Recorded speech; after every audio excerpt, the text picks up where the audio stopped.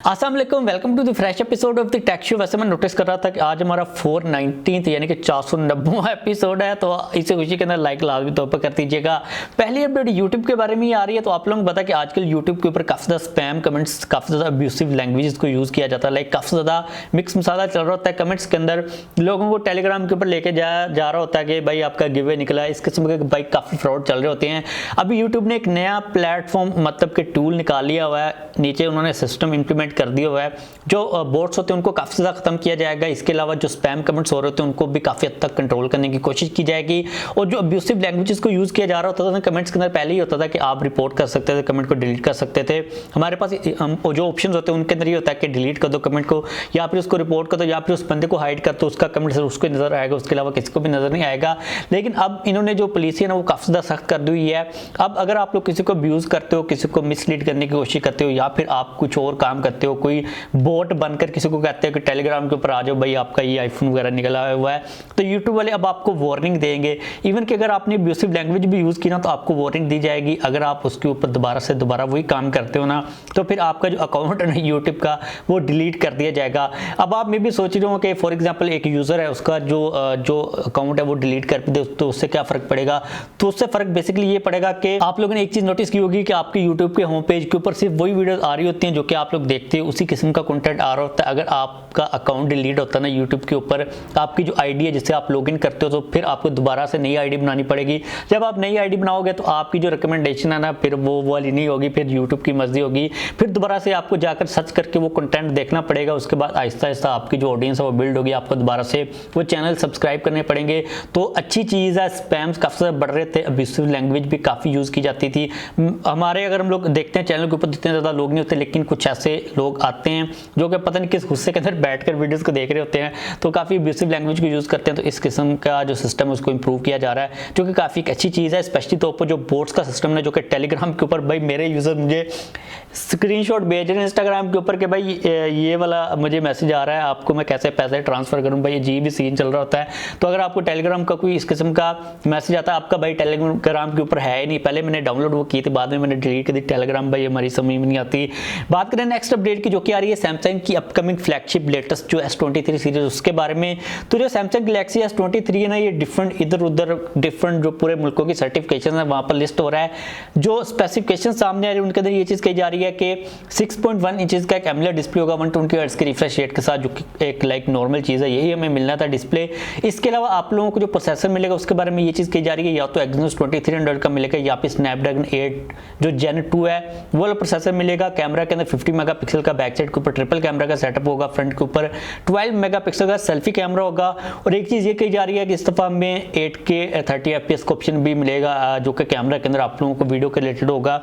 Let's see कि Samsung वाले actual में क्या करते हैं। और मुझे ये लग रहा है कि अब सैमसंग को ना इतने ज़्यादा मेगापिक्सल्स के ऊपर या फिर 8K शेड के अंदर जाने की जरूरत नहीं है, क्योंकि अगर आप लोग 8K की बात करते हो ना तो वो वीडियो की जो फाइल होती है वो काफ़ी ज़्यादा बड़ी होती है और आप कहीं पर उसको यूज़ भी नहीं कर सकते। लाइक अगर तो आपके पास ये वाला सिस्टम है ना, आपने अपनी वीडियो शूट की फ़ोन के साथ 8K और आपने सैमसंग के 8K टीवी के ऊपर देखनी है तब तो ठीक है, लेकिन अगर आपने वही वीडियो 1080p 720p के ऊपर देखनी है बाद में यूट्यूब के ऊपर, तो उसका कोई खास फ़ायदा नहीं है। लेकिन एक नया फीचर है, टेक्नोलॉजी जाहिर सी बात है डेवलप हो रही है, तो आपको डेफिनेटली ये वाला ऑप्शन भी मिलने वाला है। इसके बाद बात करें नेक्स्ट अपडेट की, जो कि आ रही है गूगल के बारे में। अब गूगल की टीम आप लोगों को पाकिस्तान के अंदर घूमती फिरी है, कराची और इस्लामाबाद वगैरह के चक्कर लगा रहे हैं, उनकी मीटिंग्स वगैरह काफ़ी ज़्यादा चल रही हैं ऑफिशियल्स के साथ। अब उन्होंने कराची के अंदर एक अपना ऑफिस ओपन किया हुआ। अब ये चीज़ रिपोर्ट की जा रही है कि जो हुकूमत वाले ना इंफॉर्मेशन टेक्नोलॉजी वाले उनको कह रहे हैं कि भाई इस्लामाबाद के अंदर भी अपना एक सेकेंडरी या फिर जो सेकंड ऑफिस है आप लोग ओपन करें। अब उसकी रीज़न ये है कि जो गवर्नमेंट सारी वो इस्लामाबाद के अंदर होती है, लाइक सारे लोग वहीं पर होते हैं, तो ताकि वो जो डाटा है उसको ईजिली कंट्रोल कर सकें। अब मैं एक चीज़ को टोटली तौर पर समझ चुका हूँ कि जो कंपनीज है ना, इनकी जो पुलिसेस होती हैं इनको भाई अपने पास ही रखनी चाहिए। जो गवर्नमेंट है ना उसके पास इतना ज़्यादा कंट्रोल नहीं होना चाहिए। आपको पता है कि जो जब गवर्नमेंट के पास ज़्यादा कंट्रोल आता है तो वो लोग क्या करते हैं। अमेरिका भी की अगर हम लोग बात कर लेते हैं ना तो वहाँ पर भी ये सीन होता है कि जो एप्पल है ना, फॉर एग्जाम्पल एप्पल की बात कर लेते हैं तो वो अपने डाटा की एक्सेस नहीं देते। लाइक अगर कोई क्रिमिनल है ना, उसने कोई एक्टिविटी की है क्रिमिनल, उसका जो फ़ोन है आईफोन वो पकड़ा गया, तो एप्पल वाले उसको भाई अनलॉक करके नहीं देते। ऑफिशियली तौर पर तो यही चीज़ कही जाती है, बिहाइंड द सीन में भी कर भी देते हो, लेकिन ये चीज़ कही जाती है कि एप्पल जो लॉक्स होते हैं वो ओपन करके नहीं देता। एफपीआई उनकी जो भी एजेंसीज वगैरह होती हैं उनको। तो गवर्नमेंट को प्राइवेट कंपनीज का जो डाटा है उसके ऊपर इतना ज़्यादा कंट्रोल नहीं होना चाहिए कि वो अपनी मर्जी के साथ मैनिपुलेट करते हैं। आपको पता है कि जो फेसबुक का एक स्कैम आया था ब्रिटिश एनालिटिका का, तो गवर्नमेंट जो है ना वो काफ़ी ज़्यादा एक्सपोज कर सकती है। अब ये जो जितनी भी बड़ी कंपनीज होती हैं सोशल मीडिया की, सर्च इंजन, इनके पास इतना ज़्यादा सेंसिटिव डाटा होता है, ये उस डाटा को यूज़ करके काफ़ी सारी चीज़ों को मैनिपुलेट कर सकती हैं। तो लेट्स सी कि गूगल वाले कितना ज़्यादा गवर्नमेंट को कंट्रोल देते हैं। लेकिन अच्छी बात यह है कि पाकिस्तान के अंदर जो डाटा फिल्टर हम लोग ने करना होता है ना, जो हमारे कंट्री के खिलाफ होता है, कल्चर के या फिर इस्लाम वगैरह के खिलाफ, तो उसको हम लोग ईजिली कंट्रोल कर सकेंगे, क्योंकि आप लोगों के पास डायरेक्टली तौर पर गूगल की टीम होगी। आप फिजिकली जाकर उनको विजिट कर सकते हो, क्योंकि काफ़ी चीज़ हेल्पफुल रहती है। इसके अलावा उनके कुछ स्कॉलरशिप वगैरह के प्रोग्राम्स भी आ रहे हैं, गूगल पिक्सल आ रहे हैं या फिर नहीं आ रहे, उसके बारे में हम लोग ऑलरेडी बात कर चुके हैं। ओवरऑल काफ़ी पॉजिटिव चीज़ है। इसके बाद जो नेक्स्ट अपडेट है ना, ये भी काफ़ी ज़्यादा इंटरेस्टिंग है। तो अभी रिसेंटली GSMA वालों की एक रिपोर्ट आई है, जिसके अंदर उन लोगों ने ये चीज़ बताई है कि पाकिस्तान के अंदर जो मोबाइल यूजर्स है ना, वो जो पैसा स्पेंड करते हैं उसका जो रेवेन्यू है ना पर मंथ $1 से भी कम है। लाइक पाकिस्तान के अंदर जो मोबाइल लोग यूज़ कर रहे हैं ना, उसके ऊपर जो पैसा लगाते हैं उसका जो रेवेन्यू कंपनीज को जाता है वो एक महीने के अंदर $1 से यानी कि 220 रुपए से भी कम है। अगर हम लोग ग्लोबली देखते हैं तो ये जो एवरेज रेवेन्यू पर मंथ है ना, ये $8 के करीब है। पाकिस्तान के अंदर ये $1 से भी कम है, जो कि काफ़ी एक शॉकिंग चीज़ है। लेकिन अगर हम लोग ओवरऑल सिचुएशन के ऊपर देखते हैं इकोनॉमी की, तो ये चीज़ समझ भी आती है कि पाकिस्तानियों की जो सिचुएशन है वो भाई काफ़ी ज़्यादा ख़राब ही चल रही है। उसका सीधा सीधा जो इल्ज़ाम है वो गवर्नमेंट के ऊपर जाता है, क्योंकि गवर्नमेंट की पॉलिसीज़ की वजह से इकोनॉमिकल जो सिचुएशन है वो ठीक नहीं है। लोगों की जो स्पेंडिंग है इतनी ज़्यादा हो नहीं सकती। इसके अलावा पाकिस्तान के अंदर जितनी भी कंपनीज चल रही हैं उनके बारे में भी ये चीज़ कही जा रही है कि सारी की सारी लॉस के अंदर ही चल रही हैं। और एक चीज़ ये भी बताई गई है कि पाकिस्तान के अंदर तकरीबन 22% जो लोग हैं वो मोबाइल इंटरनेट को यूज़ करते हैं। लाइक जो मोबाइल डाटा वगैरह होता है उसको यूज़ कर रहे होते हैं 100 में से 22 लोग। अगर हम लोग बांग्लादेश की बात करते हैं तो वहाँ पर 29% लोग यूज़ करते हैं। श्रीलंका के अंदर 53 सबसे ज़्यादा है, ये जो हमारा एशिया का रीजन है। इंडिया के अंदर 46% जो लोग होते हैं वो मोबाइल इंटरनेट वगैरह को यूज़ कर रहे होते हैं। अब इसका मतलब किसी किस्म का कोई भी ब्लेम जो लोग हैं उनके ऊपर नहीं है, जाहिर सी बात है।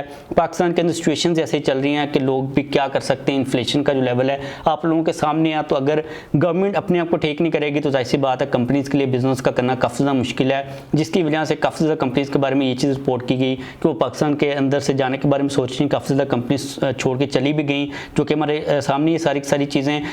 तो गवर्नमेंट जब तक ठीक नहीं होती भाई हम लोग कुछ नहीं कर सकते।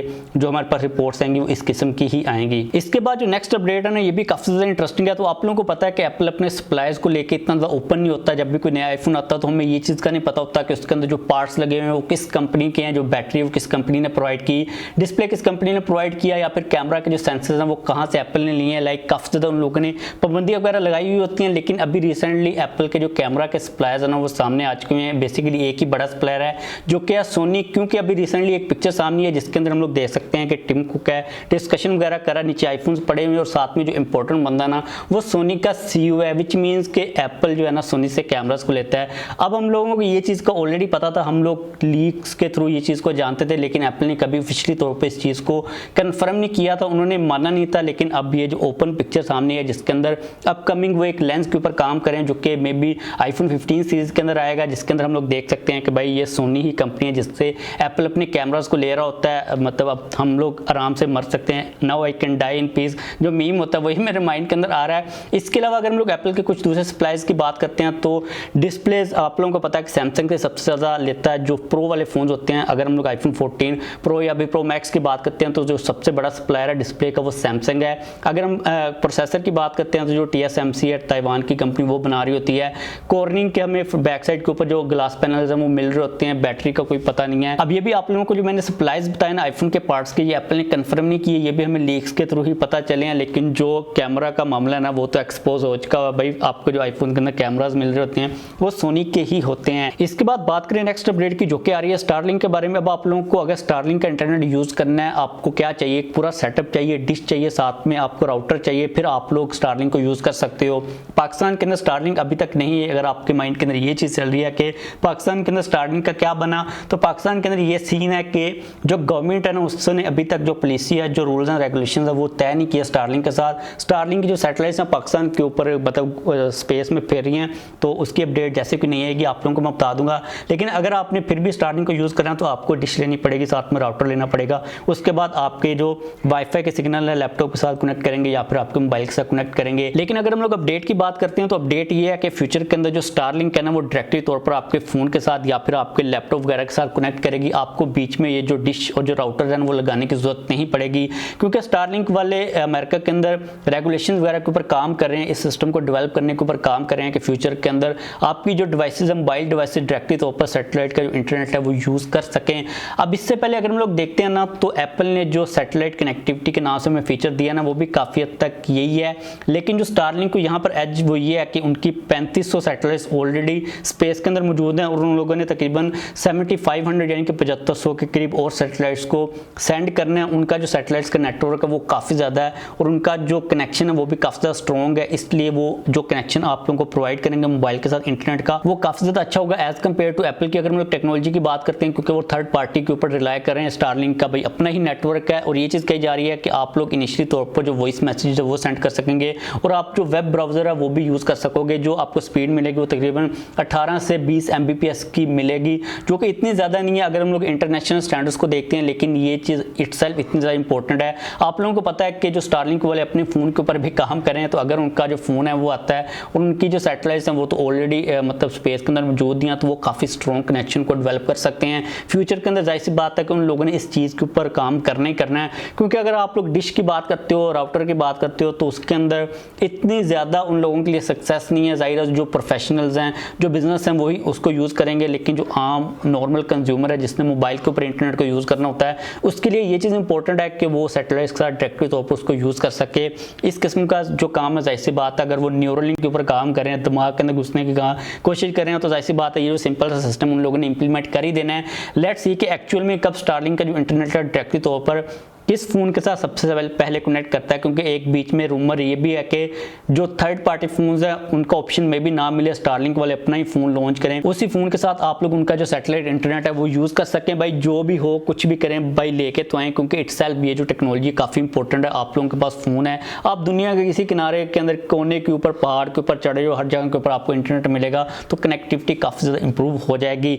तो बस आज के लिए यही अपडेट्स आ रही थी, वीडियो खत्म करते हैं। अगर आप लोगों का कोई क्वेश्चन हो तो लाजमी तौर पर पूछ लीजिएगा, वीडियो को लाइक कर दीजिएगा, चैनल को भी सब्सक्राइब कर दीजिएगा।